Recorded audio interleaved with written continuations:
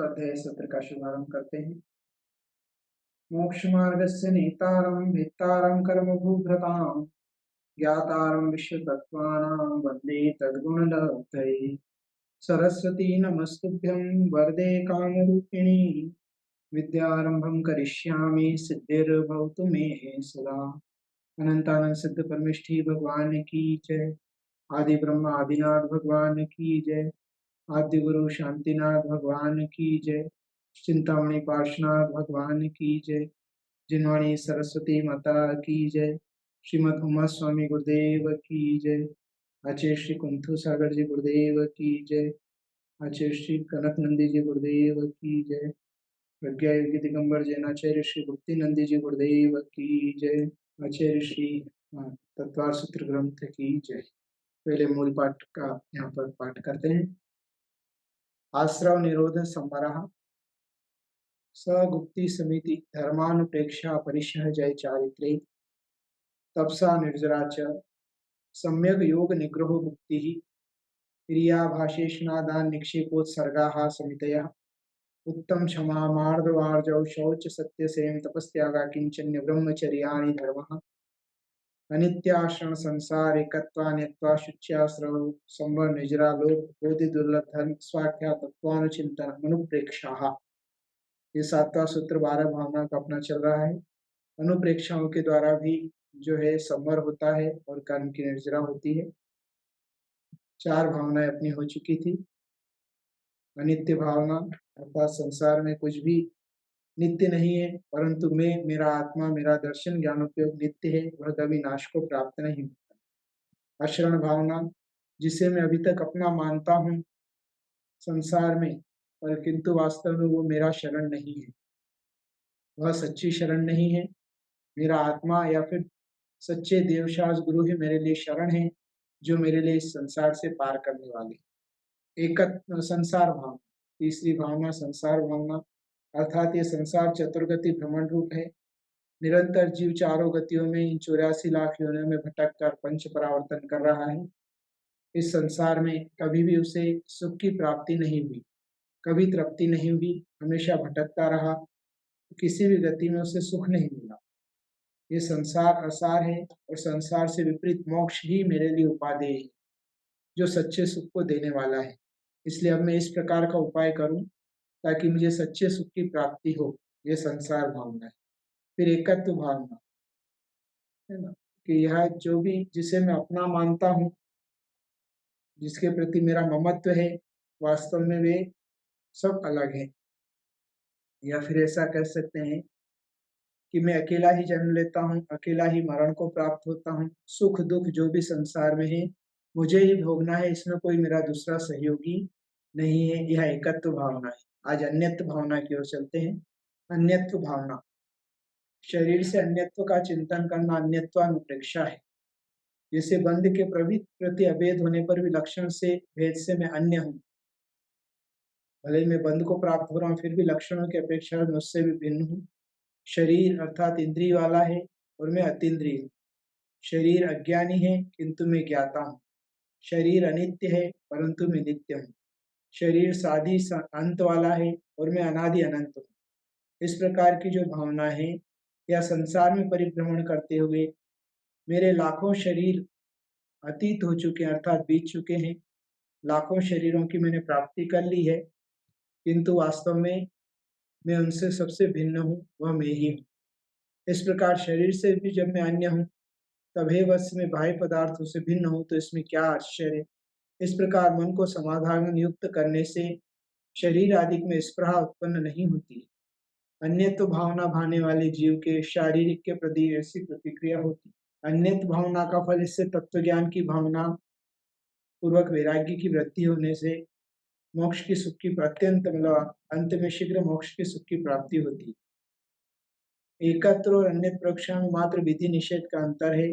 जैसे मैं अकेला हूँ एकत्र और मेरे से सब भिन्न अन्यत्र, मैं किसी का नहीं, एकत्र कोई मेरा कोई नहीं, अन्यत्व भावना। इस प्रकार से दोनों लगभग समान लगती हैं, पर थोड़ा सा इसमें ये भिन्नता है कि मैं अकेला हूँ, यह एकत्व भावना है, और मैं सबसे भिन्न हूँ, यह अन्यत्व भावना है। या फिर मैं किसी का भी नहीं हूँ, ये एकत्व है और मेरा कोई अन्य नहीं है, ये अन्यत्व भावना है।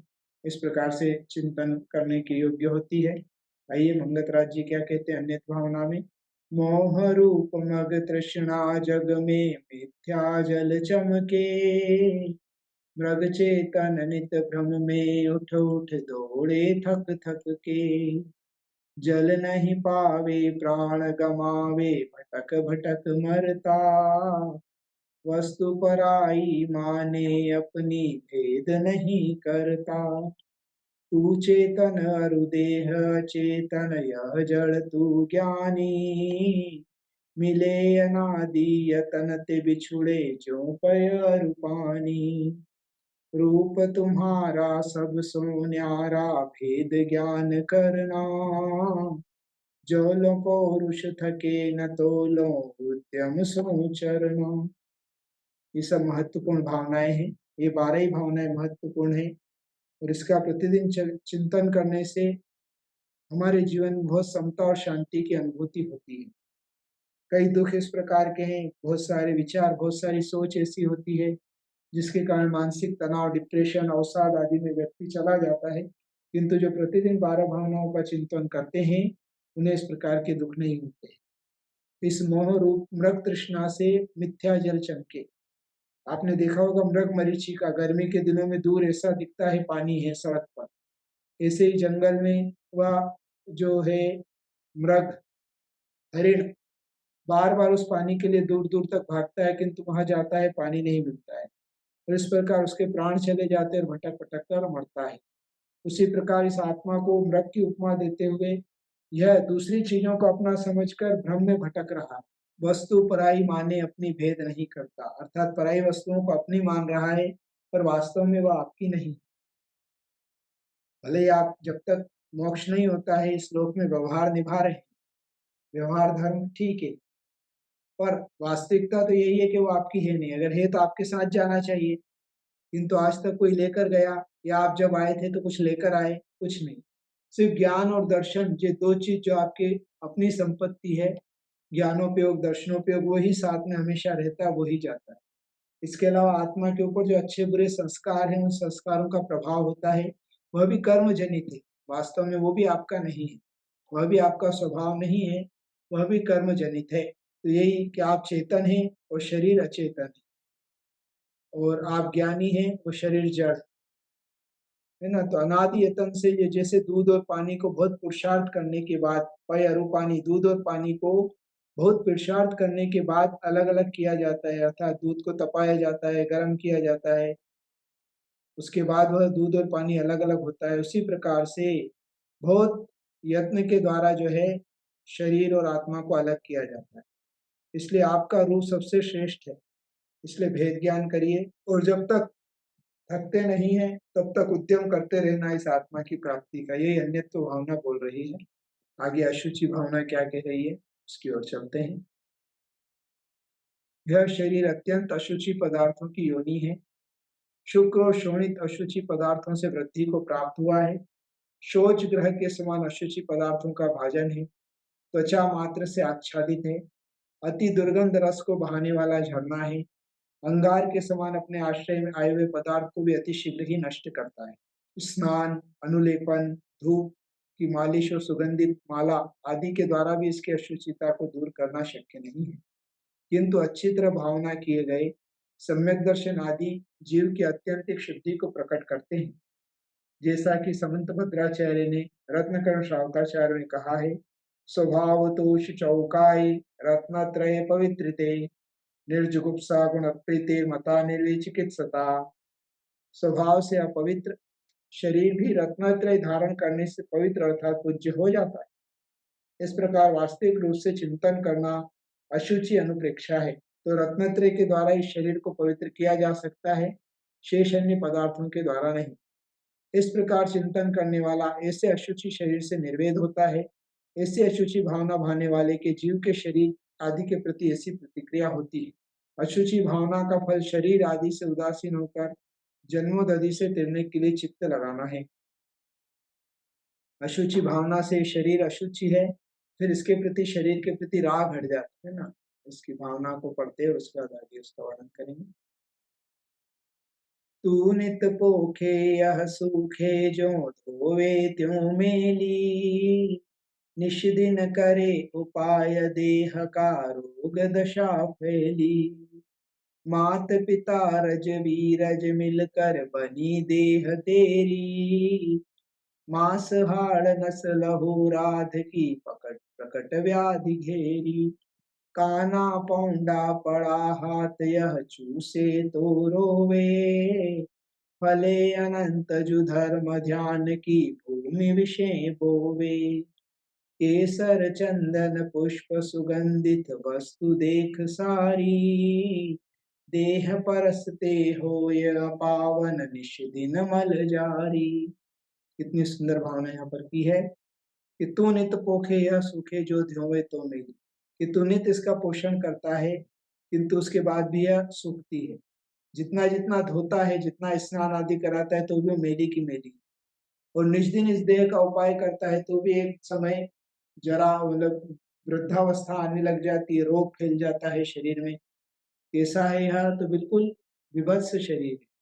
माता पिता के रज और बीरज मिलकर इस शरीर का निर्माण हुआ है। मांस, हड्डी, नस, खून, है ना, पीप आदि की मतलब प्रकट उसके अंदर है। व्याधि व्याधि शरीरम व्याधि मंदिरम, है ना। तो ऐसा कैसा है? तो काना पूंडा पड़ा हाथ यह चूसे तो रोवे। जैसे गन्ने के बीच का जो पोर होता है, पर्व जिसे कहते हैं गांठ, वो जो गांठ होती तो चूसते हैं, चूसने पर दर्द होता है तो रोता है व्यक्ति, और उसके अंदर कुछ भी नहीं निकलता है। किंतु उसी का पीक को अगर जमीन में बो दिया जाता है तो फिर वह अच्छे से नए गन्ने की उत्पत्ति हो जाती है ना। आप दक्षिण भारत में प्राय कर गन्ना बहुत बोया जाता है, ऊस। तो वही यहाँ पर कहा है कि उसी प्रकार ये शरीर ऐसा ही है, दुखी देने वाला है। किंतु फले अनंत जो धर्म ध्यान की भूमि विषय बोए, कि धर्म ध्यान रूपी भूमि में अगर इस शरीर का उपयोग कर दिया, अर्थात धर्म ध्यान में कर दिया, तो फिर अनंत मतलब अनंत ज्ञान, अनंत दर्शन, अनंत सुख, अनंत वीर्य को देने वाला यह शरीर हमारे लिए हो जाता है। इसलिए केशर हो, चंदन हो, पुष्प हो, सुगंधित हो, कितनी भी सारी वस्तु लगा लो, किंतु शरीर को लगाते अपावन हो जाती है। निज दिन इससे 9 द्वारों से मल जारी है। ऐसा यह शरीर है। ऐसा बार बार जब चिंतन किया जाता है फिर लगता है कि अरे वाकई में शरीर तो नष्ट होने वाला है, बीमारियों का घर है, अपवित्र है, मुझे इसके लिए ज्यादा समय नहीं लगाना। अभी तो वास्तव में देखा जाए तो प्रातःकाल उठने से लेकर रात को सोने तक, यहाँ तक कि विश्राम में भी शरीर का ही विकल्प लोगों को रहता है। कितना कितना पाप इस शरीर के लिए करते हैं। नॉर्मल भोजन रोटी पानी बात अलग है, किंतु उसको सजाने के लिए, संवारने के लिए, दूसरे लोगों को अच्छा दिखाने के लिए कितने हिंसात्मक प्रसाधनों का प्रयोग जीव किया करते हैं। तो सकारात्मक चिंतन करके और अपने इस शरीर का उपयोग धर्म ध्यान के लिए करें। शरीर माध्यम खलु धर्म साधन। आश्रव भाव, आश्रव इस लोक और परलोक में दुखदाई है, महानदी के वेग के समान तीक्ष्ण है, तथा इंद्रियां वन गज, कौवा, सर्प, पतंग और हरिण आदि को दुख रूप समुद्र में अवगाहन कराती है। अर्थात यह जो आश्रव है, जो कर्मों का आश्रव हो रहा है, ये निरंतर हमारे लिए तकलीफ देने वाला है। और महानदी के वेग के समान तीक्ष्ण इंद्रियां जो है दुख रूप समुद्र में अवगाहन कराती है। एक एक इंद्री, यहाँ उदाहरण बता रहे, वन गज, जंगल में हाथी को पकड़ने के लिए स्पर्शन इंद्री के प्रतीक नकली हथिनी को गड्ढे के ऊपर घास आदि डालकर गड्ढे के उस पार खड़ा कर देते हैं, जिससे हाथी हथिनी के प्रति आकर्षित होकर गड्ढे में गिरकर पराधीन होकर दुख उठाता है। एक स्पर्शन इंद्री। कौवा रसना इंद्री के वशीभूत होकर संसार की अशुचि से अशुचि वस्तु को खा लेता है। कभी कभी कौवा बहती लाश पर बैठकर अथाह समुद्र में पहुंचकर मर भी जाता है। सर्प चंदन जैसे सुगंधित पदार्थों का अनुरागी होता है, जहाँ सुगमता से मोर द्वारा मृत्यु को प्राप्त होता है। विशेष चंदन के सूखे वृक्ष पर ही सर्प लिपटते हैं, हरे भरे वृक्षों पर नहीं। कारण कि चंदन के वृक्ष सूखने पर उनके तने में चटकन से दरारें आ जाती, जिससे चंदन की सुगंध बाहर फैलने लगती। उस गंध से आकर्षित होकर ही सर्प उस वृक्ष से लिपटते हैं। किंतु मयूर मोर वहां पर पास में आकर और सर्प को मार देता है। पतंगा पतंगा जो उड़कर जो आ जाते हैं, अग्नि आदि में आकर टकरा टकरा कर मरते हैं। चक्षु इंद्रिय की आसक्ति से दीपक में जलकर मर जाता है। और हरिण हरिण कर्ण कर्ण इंद्रिय अर्थात कान के वशीभूत होकर बहेलियों द्वारा पकड़ लिए जाते हैं। वो सुंदर सुंदर गीत जाल बिछाकर गाते हैं, और वो हरिण को गाना बहुत पसंद होता है, संगीत पसंद होता है, और संगीत के चक्कर में वह हरिण जो है उस बहेलिए के जाल में, शिकारी के जाल में फंस जाता है। कषायम अवरोध रूप परिणाम भी इस लोक में वध, बंध, अपयश और क्लेशादि दुखों को उत्पन्न करते हैं तथा परलोक में नाना प्रकार के दुखों से प्रज्वलित नाना गतियों में परिभ्रमण कराते हैं। इस प्रकार आश्रव के दोषों का चिंतन करना आश्रव अनुपेक्षा है ना। एक एक इंद्रिय के वशीभूत हमारा जीव पराधीनता को प्राप्त होता है, पर जो पांचों वर्ष इंद्रियों के वशीभूत लगा है उसका क्या होगा। और अपने तो पांचों इंद्रियां हैं, और अगर हम उसमें आसक्ति रखेंगे तो जब एक इंद्रिय के वशीभूत होकर एक एक जीव दुर्गति को प्राप्त होते हैं, बंधन को प्राप्त होते हैं, तो हमारे लिए कितना आश्रय और बंध होगा अगर हम पांचों इंद्रियों के विषय में आसक्ति रखेंगे। इस प्रकार का चिंतन करने वाले जीव के क्षमादिक में कल्याण रूप बुद्धि का त्याग नहीं होता है। ऐसी आश्रव भावना भाने वाले जीव के इंद्रिय आदि विषयों के प्रति ऐसी प्रतिक्रिया होती है। आश्रव भावना का फल कछुए के समान अपनी आत्मा को समृद्ध कर लिया है जिसने, उसके सभी आश्रव के दोष नहीं होते हैं। तो आश्रव भावना से बार बार कर्म, आश्रव भावना करने से कर्मों का आश्रव रुकता है।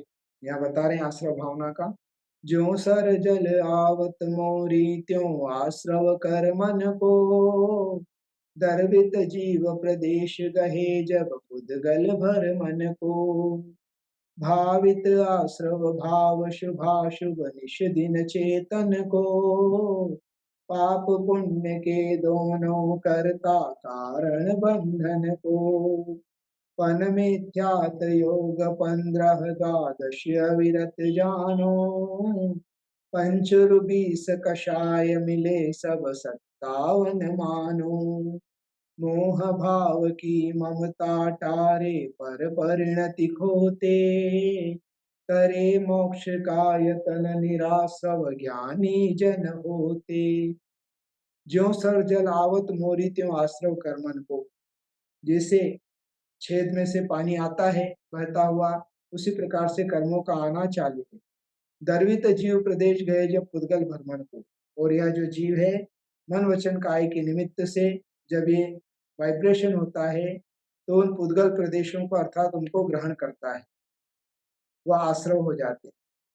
भाव और शुभाशुभ भावित आश्रम, मतलब शुभ और अशुभ भाव के द्वारा निरंतर आश्रव चालू, और दोनों ही आश्रव शुभ पुण्य का करता है और अशुभ पाप का करता है, और दोनों ही आश्रव बंध के कारण। वैसे आश्रव के मूल कारण क्या है, तो पन मिथ्यात मतलब 5 मिथ्यात, योग 15 योग, फिर 12 अविरति, 5 और 20 25 कषाय, ये सब 57 आश्रम के द्वार बताए गए। इनके द्वारा निरंतर कर्मों का आश्रव हमारे लिए चालू है। अगर 5 प्रकार के मिथ्यात हों, 15 प्रकार के योग हों, 12 प्रकार की अविरति, अर्थात 5 इंद्रिय और एक मन को नियंत्रित नहीं करना, और पंच स्थावर और एक त्रस, इन षट जीवों की रक्षा नहीं करना, इन 12 प्रकार का त्याग नहीं करना, ये अविरत।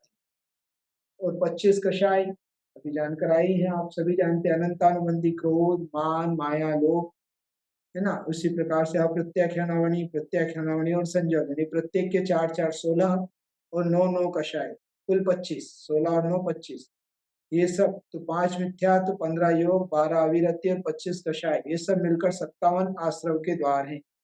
इससे निरंतर कर्मों का आना चालू।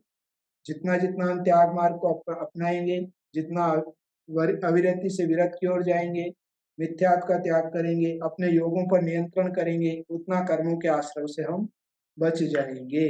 संवर भाव, जैसे महासमुद्र में नाव के छिद्र ढके नहीं रहने पर, क्रम से झरे हुए जल से व्याप्त होने पर, उसके आश्रय से बैठे हुए मनुष्यों का विनाश अवश्यम भावी है, और उस छिद्र के ढके रहने पर निरुपद्रव रूप से अभिलषित देशांतर का प्राप्त होना अवश्यम भावी है।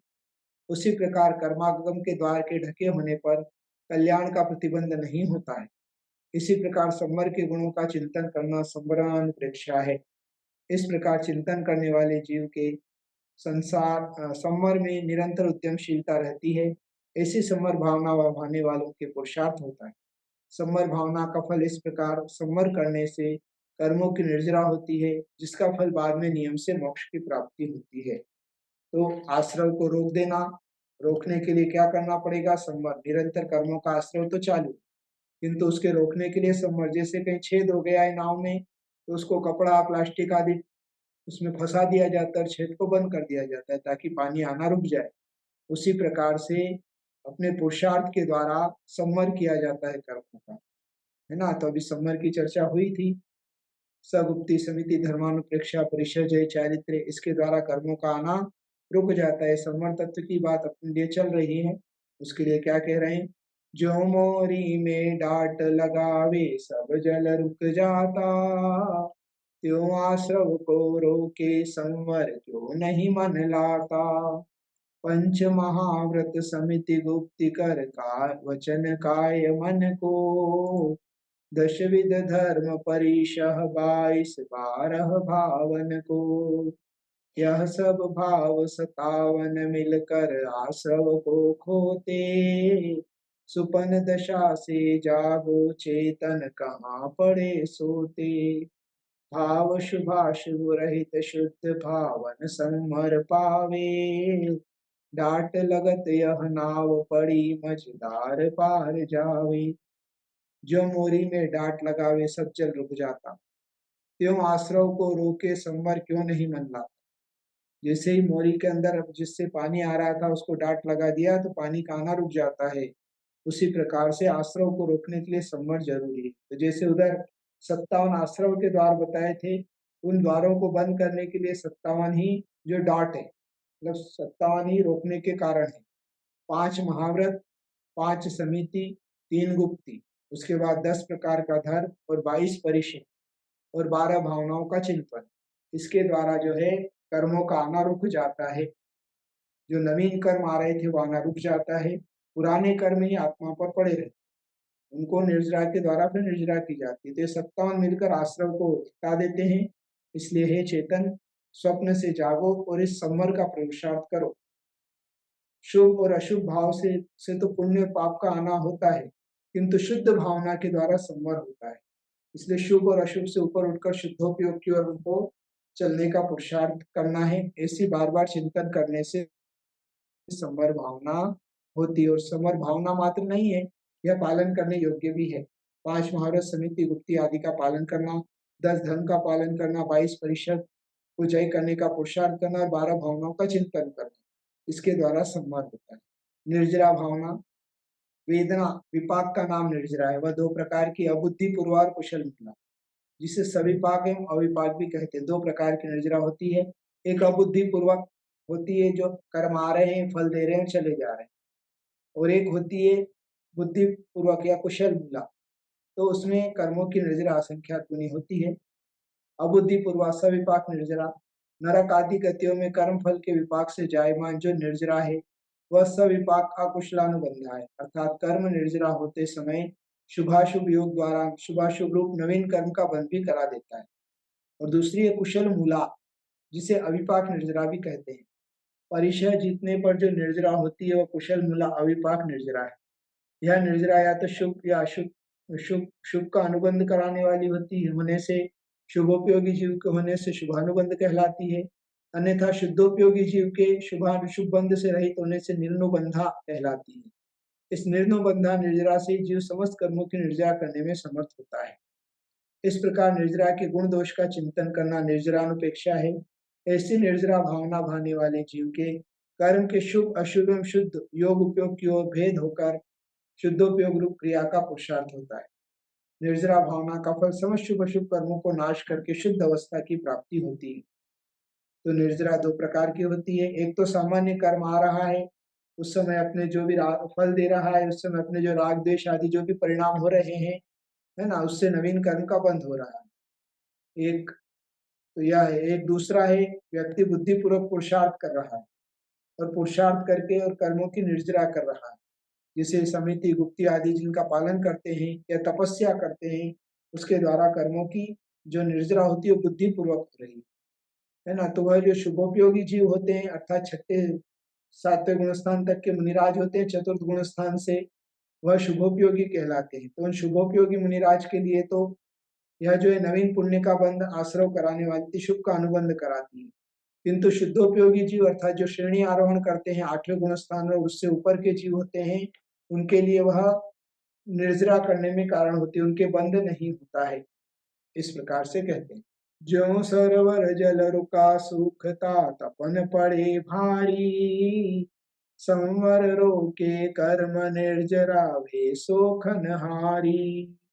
उदय भोग सविपाक समय पक जाए आम डाली। दूजी है अविपाक पकावे पाल विषय माली। पहली सबके होय नहीं कछु सरे काम तेरा। दूजी करे जो उद्यम करके मिटे जगत फेरा। संवर सहित करो तप प्राणी मिले मुक्ति रानी। इस दुल्हन की यही सहेली जाने सब ज्ञानी। जैसे सरोवर में जल जब रुक जाता है और गर्मी होती है तो पानी सूखने लग जाता है, उसी प्रकार समर के द्वारा कर्म रुक जाता है और फिर निर्जरा जो होती है वह उस कर्मों को सुखा देती। तो एक तो भोग उदय के समय जो समय पे जैसे आम पक जाता है, पेड़ पर लगा आम जब समय आने पर पक जाता है, एक तो उसी प्रकार से निर्जरा होती है ना, जो अकुशल मूला या अबुद्धि पूर्व अपन ने जानी थी, जो सभी जीवों के होती है ना, सब जीवों के, संसार के चारों गति के जीवों के होती। जैसे चींटी है, अब चींटी को जो है मात्र वो जो कर्म आ रहा है उसका फल भोग रही है, उसका जीवन चल रहा है।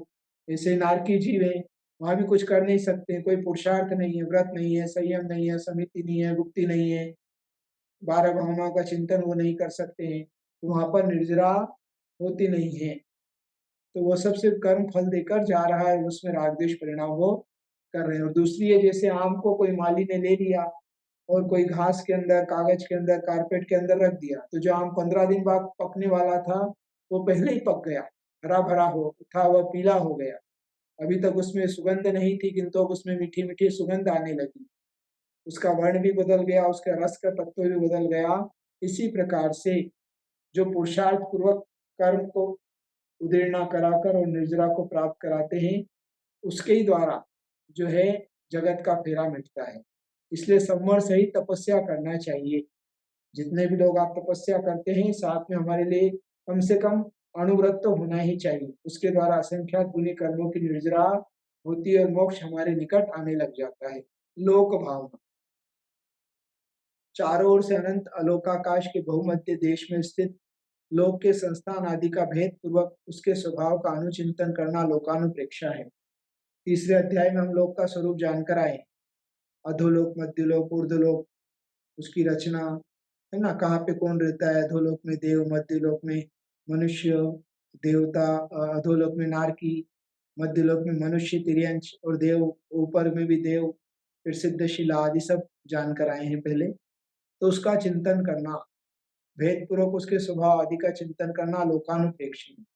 लोक अनुप्रेक्षा का चिंतन करने से जीव को अपने सही स्थान का परिचय होता है कि आज तक यह जीव कौन कौन से स्थान पर किन किन परिस्थितियों में रहा, किंतु इसका सही स्थान कौन सा है।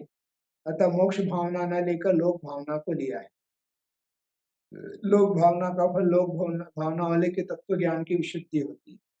तत्व ज्ञान की विशुद्धि होते और अपना ओरिजिनल वास्तविक एड्रेस क्या है, सही एड्रेस हमारा पता लगता है कि हम तिर्यंश, नरक, मनुष्य, देव आदि गतियों में सब जगह गए, अधोलोक, मध्यलोक, ऊर्ध्वलोक, किंतु इस सिद्ध शिला पर हमारा निवास अभी तक नहीं हुआ है। यही हमारा वास्तविक एड्रेस है, क्योंकि यहाँ से लौटकर जीव वापस नहीं आता है, अनंत सुख की प्राप्ति करता है और मेरे में भी वो शक्ति है, मैं वहां जा सकता हूँ।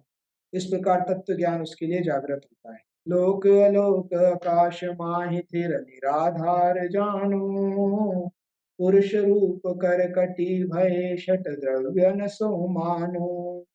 इसका कोई न करता हरता मिट अनादि है। जीवर पुद्गल नाचे या में कर्म उपाधि है। पाप पुण्य सो जीव जगत में नित सुख दुख भरता। अपनी करनी आप भरे सिर औरन के करता। मोह कर्म को नाश मेट कर सब जग की आशा। निज पद में थिर होए लोक के शीश करो आशा। लोक और आलोक, अलोक आकाश, आकाश में स्थिर है, निराधार है, और वही पुरुष जैसे कटी पर हाथ रखकर खड़ा हो पैर फैलाकर, उसी प्रकार से लोक है जिसमें 6 द्रव्य हैं, जीव पुद्गल धर्म अधर्म आकाश काल, इस लोक का कोई भी कर्ता धर्ता नहीं है, अनादिकाल से है, अनंत काल तक रहेगा। जीव और पुद्गल यहाँ पे नाच रहे हैं, अर्थात परिभ्रमण कर रहे हैं, इसमें कर्म की उपाधि है ना। पुद्गल कर्म जीव को एक स्थान से दूसरे स्थान ले जाता है और जीव भी कर्म को एक स्थान से दूसरे स्थान ले जाता है। तो ये पाप पुण्य से जीव जगत में निरंतर सुख और दुख को भोग रहा है और अपनी करनी आप करे सिर ओरंग के धरता, स्वयं करता है किंतु बोलता है उसके कारण मेरा ऐसा हुआ, उसने मेरा ऐसा किया। सर वास्तव में ऐसा नहीं है, यही भ्रम है हमारा।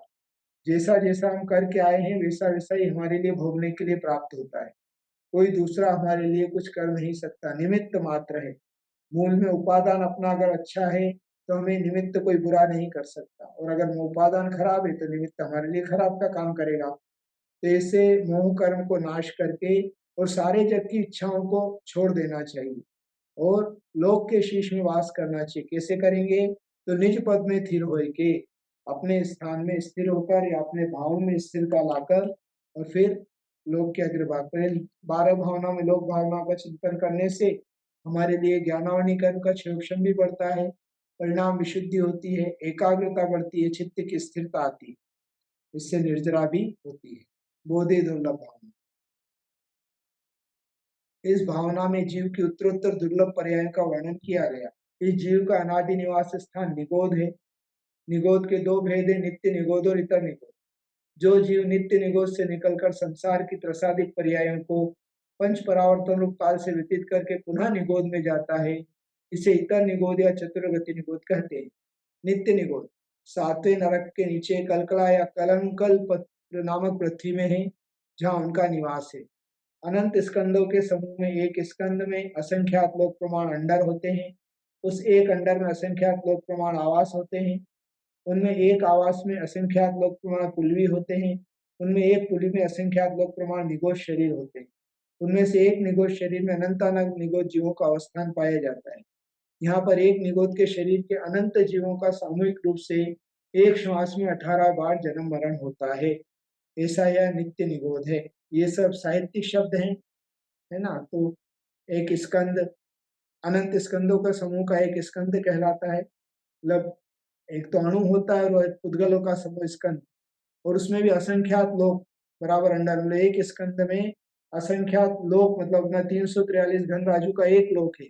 ऐसे असंख्यात लोक का गुणा कर देंगे तो एक अंडर की संख्या आती है। उस अंडर के अंदर भी असंख्यात लोक प्रमाण आवास होते हैं, है ना। अंडर मतलब अंडे के समान समझ, जैसे अंडा होता है वैसे ही वहां पर एक स्थान है, मतलब उसको समझ लो। बाकी वो साहित्यिक शब्द है, ऐसे अपन ज्यादा समझ नहीं सकते।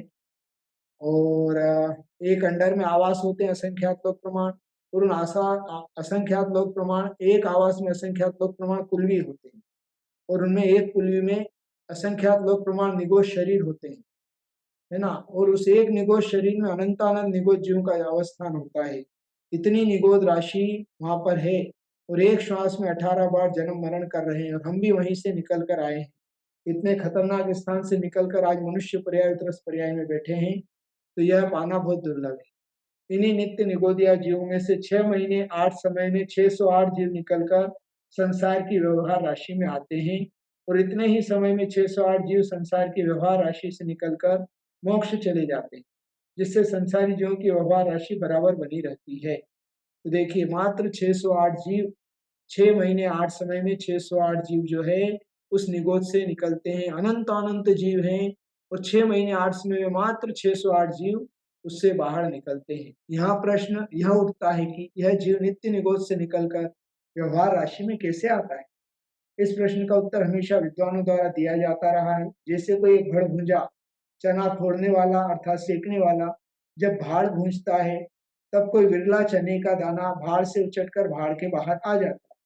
वैसे ही नित्य निगोद से निकलकर जीव व्यवहार राशि में आ जाता है। इस दृष्टांत में भाड़ से उचटकर बाहर निकलने वाले चने की प्रवृत्ति का विश्लेषण करना अत्यंत आवश्यक है कि यह चने का दाना भाड़ से उचटकर बाहर कैसे आया, कौन सा निमित्त, कौन सी पात्रता उसे चने के से को भाड़ से बाहर निकलने में सहायक।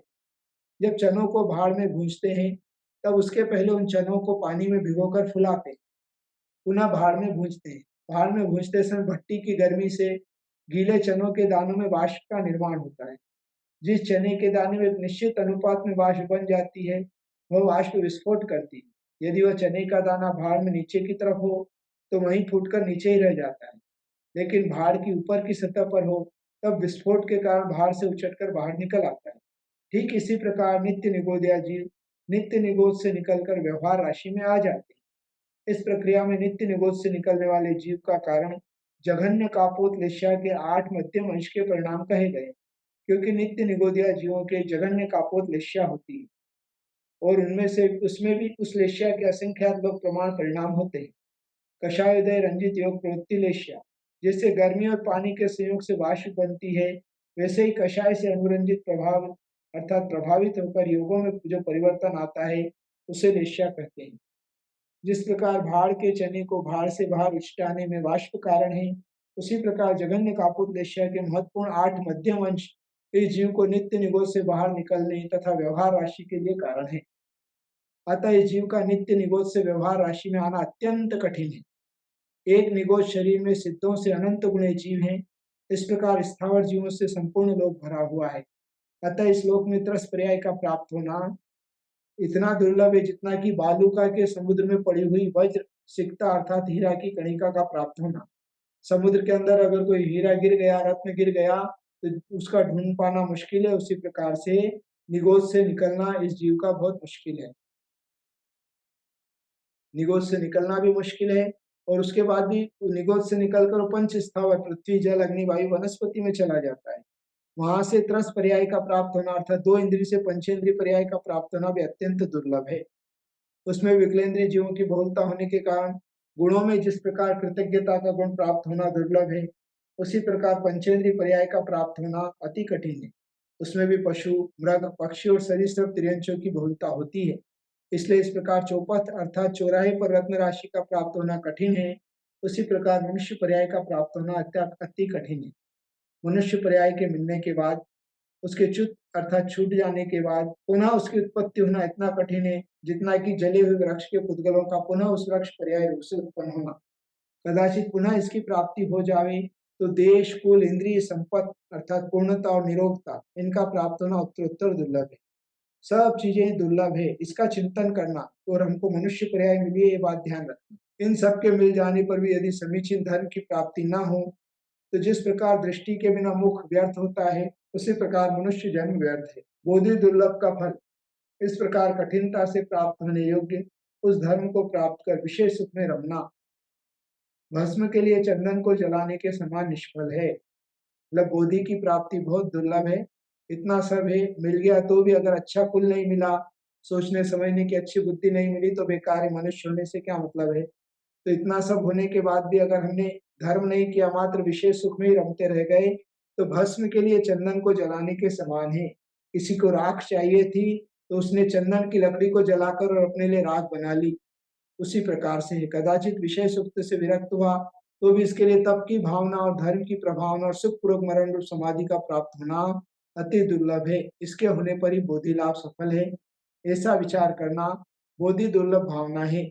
इस प्रकार का विचार करने वाले जीव के बोधि को प्राप्त कर कभी भी प्रमाद नहीं होता है। अर्थात निगोद, निगोद से निकलकर स्थावर पाना, स्थावर से लेकर त्रस में आना, त्रस में भी फिर मनुष्य बनना, मनुष्य में भी अच्छे कुल में जन्म लेना, ये सब जो अत्यंत कठिन है और उसमें भी फिर बोधि की प्राप्ति कठिन है। जिस प्रकार नित्य निगोद से निकल कर जीव अत्यंत कठिनता से त्रसादि पर्याय को प्राप्त कर मनुष्य पर्याय की पूर्णता को प्राप्त करता है, उसी प्रकार हमारा तो चिंतन यह है कि उससे भी अधिक कठिन इन सब की प्राप्ति की दुर्लभता का श्रद्धान और ज्ञान का होना है कि हमें यह मनुष्य पर्याय कितनी कठिनता दुर्लभता से मिली है। अतः इस भावना का नाम बोधि दुर्लभ रखा गया है। बार बार ये चिंतन करना, कह रहे मैं क्या कर रहा हूँ, ये मेरी मनुष्य पर्याय व्यर्थ जा रही है। इतनी कठिनता से मनुष्य पर्याय मिली है और एक बार चली गई तो अगली बार मिलेगी कि नहीं ये गारंटी नहीं है। इसलिए बार बार इसका चिंतन करना, इसको बोधि दुर्लभ भावना कहा गया है। दुर्लभ है निगोद से थावर रुद्रस गति प्राणी, नरकाया को सुरपति तर से सो दुर्लभ प्राणी। उत्तम देश सुसंगति दुर्लभ श्रावक कुल पाना, दुर्लभ सम्यक दुर्लभ संयम पंचम गुण ठाना। दुर्लभ रत्न त्रय आराधन दीक्षा का धरना, दुर्लभ मुनिवर को व्रत पालन शुद्ध भाव करना, दुर्लभ तई दुर्लभ है चेतन बोधि ज्ञान पावे, पाकर केवल ज्ञान नहीं फिर इस भव में आवे। तो इस प्रकार से निगोज से स्थावर और तरस गति पाना दुर्लभ है। फिर देवता भी जिस मनुष्य पर्याय को चाहते हैं वह मनुष्य पर्याय भी दुर्लभ है, और मनुष्य पर्याय भी मिल गई तो उत्तम देश। अभी देखो कितने मिलेच्छ खंड है, कई ईरान इराक जैसे देश है जहाँ पर धर्म की बात ही नहीं है। फिर सुसंगति अर्थात इस आर्य देश में भी आपका जन्म हो गया तो संत समागम प्राप्त होना। भी भारत में कितने ही जीव है, मनुष्य हैं, किंतु क्या सबको संतों का समागम प्राप्त है? कितने ही जैन भी हैं तो किंतु क्या सबको सत्संगति प्राप्त होती है? नहीं, बहुत दुर्लभ। फिर श्रावक कुल पाना अर्थात पंचम गुण स्थान को प्राप्त कर लेना, सम्यक दर्शन को धारण कर लेना, संयम को पा लेना, सब उत्तरोत्तर कठिन है।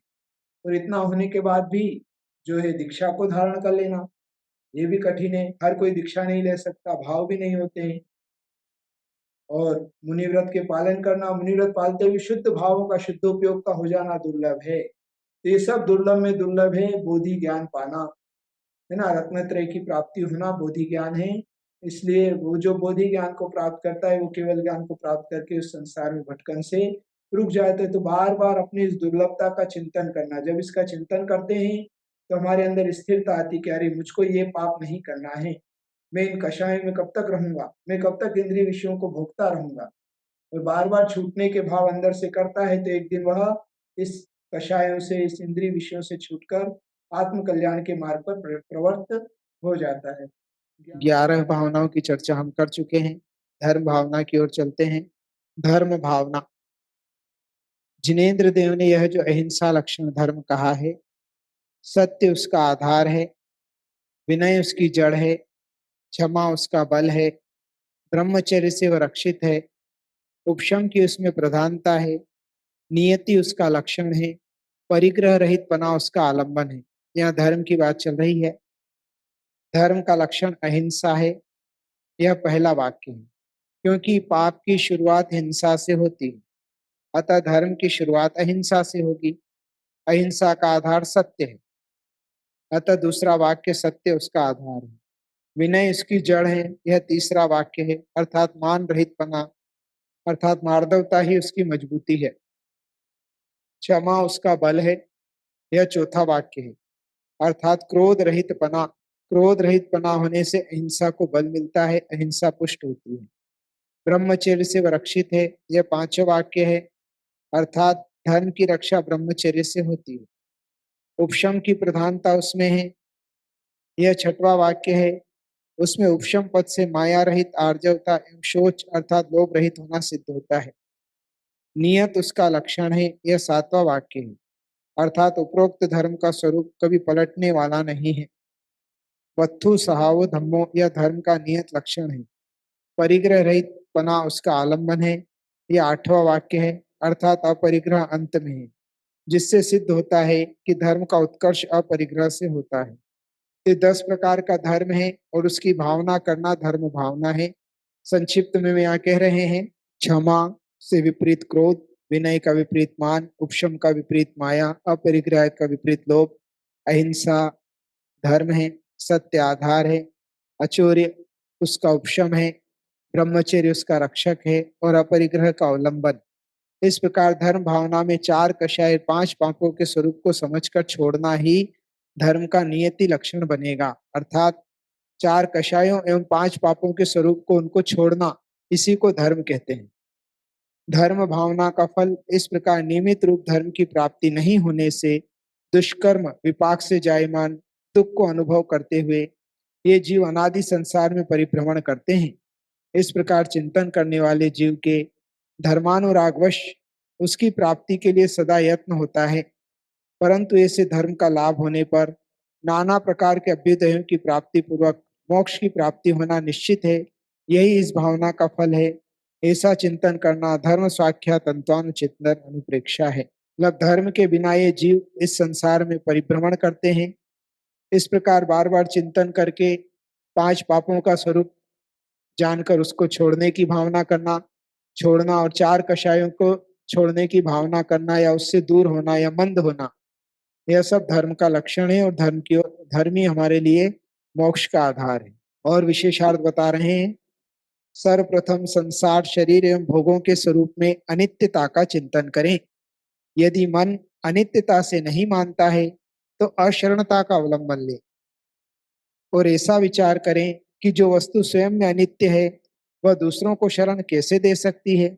यदि मन अशरण वस्तु को शरण बनाने की चेष्टा करता है तो संसार की वृद्धि होगी। इस संसार में जीव एकत्व रूप अकेला ही परिभ्रमण करता है, इसका कोई अन्य साथ नहीं देता है, अतः अन्यत्व भावना को प्राप्त करता है। इस जीव के अन्य कोई साथ देने की तो दूर रहे, यह शरीर भी जिसके पीछे सभी प्रपंच रचे, यह अशुचि अपवित्र है।